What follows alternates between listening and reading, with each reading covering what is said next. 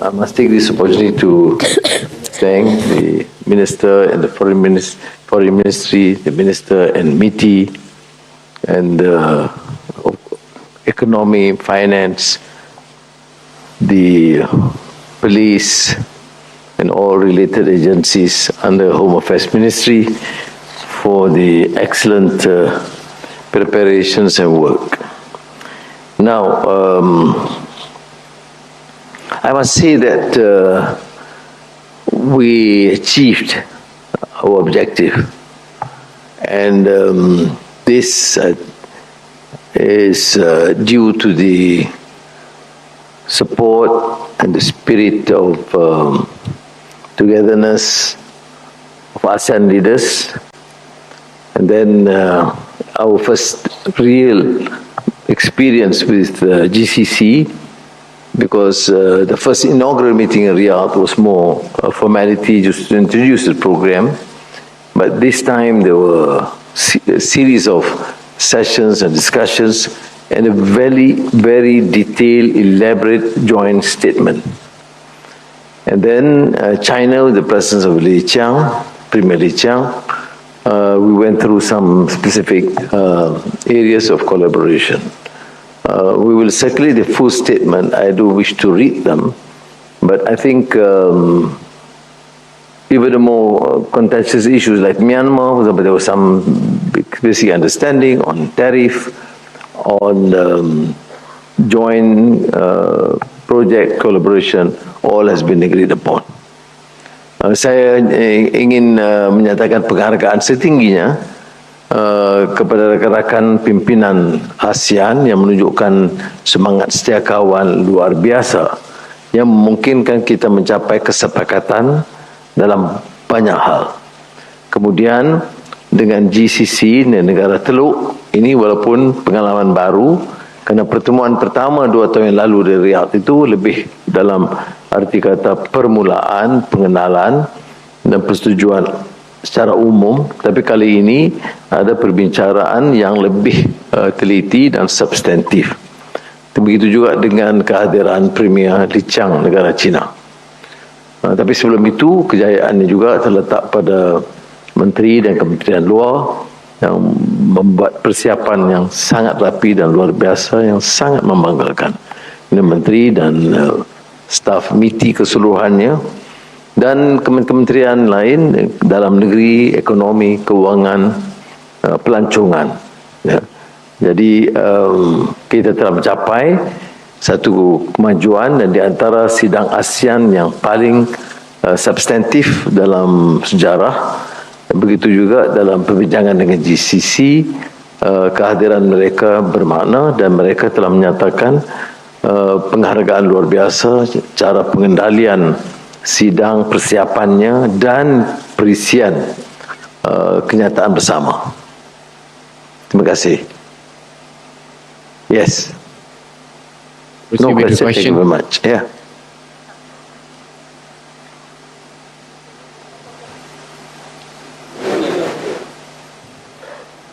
Actually, my question is some international issues, which is first is 22nd. We know that some international students and scholars in Harvard University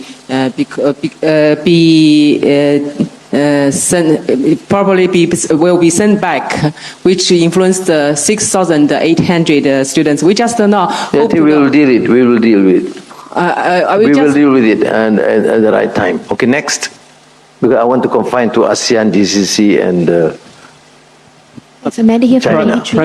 Prime Minister, I'm with China Media Group. Yes. I'd like to ask, we've seen that report that the Sultan of Brunei is hospitalized. Is it true? Can you confirm it? Thank you.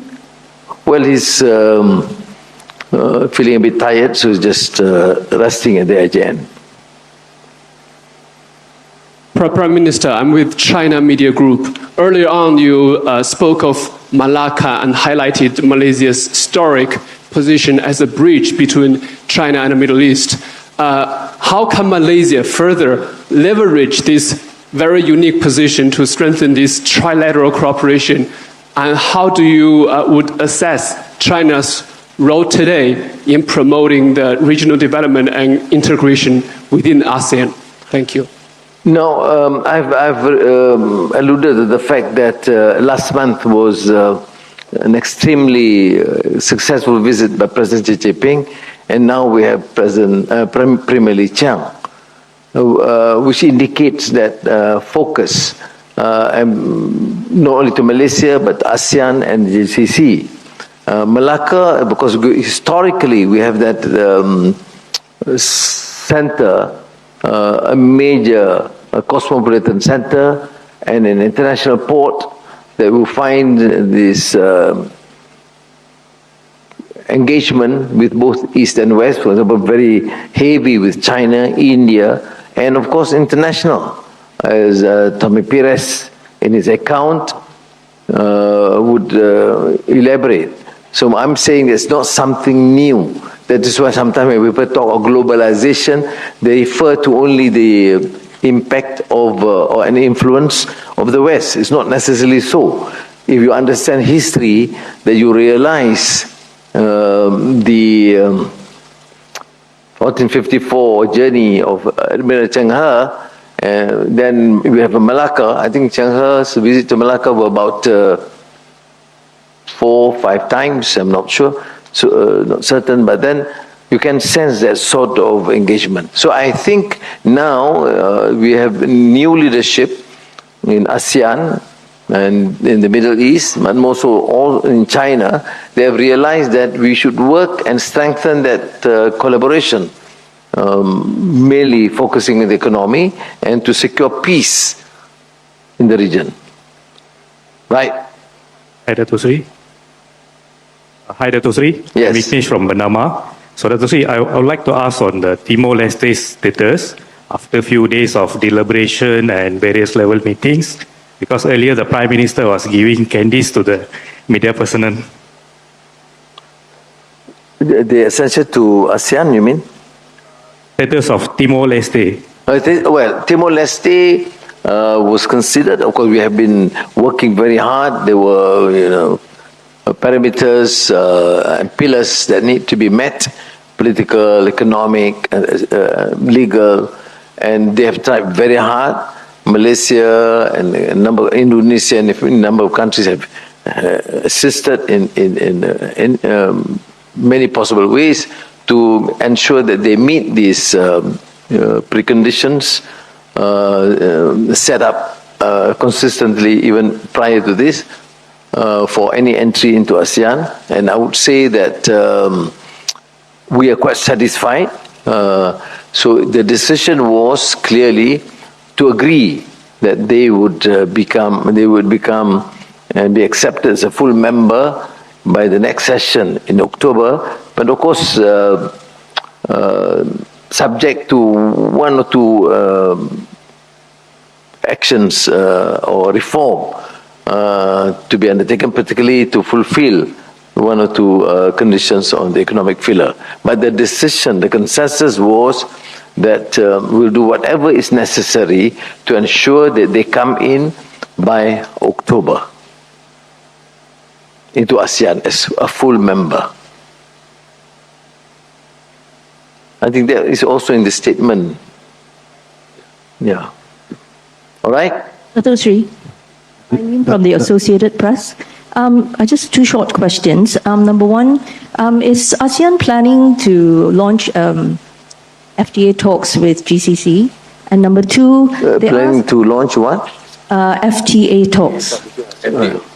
And number 2, there are some views that ASEAN... The first question, the answer is yes. Yeah. Second? That ASEAN seems to be tilting towards China with more partnerships and alliances. What's your view on this? There's been this perception all along. That's why I made it clear in my original statement to the ASEAN leaders that on the after the recommendations by the foreign ministers in their first meeting in January in Langkawi, is to continue to engage both with the United States and China, at the same time with other countries, But so following that, I wrote to President Donald J. Trump to say that the foreign ministers, on the recommendation of foreign ministers, we agree to proceed with United States ASEAN summit. That was written. Then we have this ASEAN-GCC-China summit. So I don't think it's still thing in any way. I mean, if it's tomorrow, I receive a letter from President Trump to say, yes, we'll have a summit in June, or not June, it's too fast, but then in the next few months, I mean, we don't have a problem. What is the ASEAN's position? It's centrality. What is the focus? Welfare, well-being of our people, economic relations, trade, investments. So if it means working with the Chinese, yes, we'll do. With the United States, yes, we have to, because as you know, Malaysia in particular is considered to have become the hub for semiconductor, and over 60% of our exports are to the United States. It makes a lot of sense to continue to engage and have reasonably good relations. One last question from the media. I'll try one more time. Datu Sri, Jan Hino from AFP. Perhaps it's a forward-looking question. I think my colleagues have asked most of the other questions that I wanted to ask, but perhaps it's a forward-looking question. Can you give us an idea what your expectation is when ASEAN meets again in October? What would you like to see at that point have happened, and what are your expectations for the next meeting? Thank you. Thank you. You know, this experience, due to the work of many of our officials and then translated into this sort of recommendation, is quite unprecedented. Things that normally would be deliberated or discussed in October has been done now, and we are moving forward. That, I think, to my mind, is a major change. Even on the issue of Myanmar, the consensus to continue to engage, and now we have gone to a stage where both parties are now in consultation, although at the lower key level, and to just focus on prolonged ceasefire or expanded ceasefire, then, or extended ceasefire, I'm sorry, then humanitarian assistance, and then proceeding with that, the initial discussion, but subjected to or confined to the broad parameters under the 5-point consensus. All right? Now, to me, it is certainly not a departure, but a major progress in terms of getting them in. Timor-Leste, for example, after being protracted sort of negotiations with terms and no real consensus, but this time, finally, we reach a consensus. On tariff, for example, while proceeding with bilateral negotiations, Zafar was there in the States, but the consensus was to have some sort of understanding amongst ASEAN that decisions should not be at the expense of any other country. So we will have to protect the turf of 650 or 660 million people. So I think, to me, is a major progress. Now, from there, of course, the ministers, various ministries, and the officials will have to work on what can then be affected in terms of real implementation of programs by October. Now, if you see the spirit of the ASEAN consensus and the determination to be, I, of course, participate a long time ago, and recently, these last 2.5, 3 years, I have never seen such a plain, strong commitment. There's no choice. There's we must take whatever is necessary. FTAs, of course, GCC, FTA with EU, economic, intra-ASEAN trade, everybody admit something more to be done, more concrete. So by October, we want to see results. At the same time, we have PIANEGA, and then we have IMTGT. I mean, all these are being discussed, not in terms of pronouncements, but to effect real change would benefit our ordinary person. And I really sense this as a huge, dramatic change in terms of the attitude. We want it done, and everything must be in the name of ASEAN. I mean, people talk about even South China Sea was discussed in the Code of Conduct. And we can see this exchanges even between the Philippines and Premier Li Qiang. Sometimes through me, but sometimes directly. I'm not saying that all issues can be resolved now, but at least there is real, meaningful, positive engagement. And that is the new spirit of ASEAN. I am personally, of course, excited because I can see this more seriousness. Because otherwise, we talk about cohesiveness, to working together, but in terms of intra-ASEAN trade, in terms of making a common decision to protect our turf in ASEAN, in geopolitical issues, sometimes we do not necessarily share. People have their own national agenda, but not this time. They say, yes, we can go on to bilateral meetings, we can continue with bilateral engagements, but never, ever sacrifice the interests of the ordinary person and the interests of ASEAN as a whole.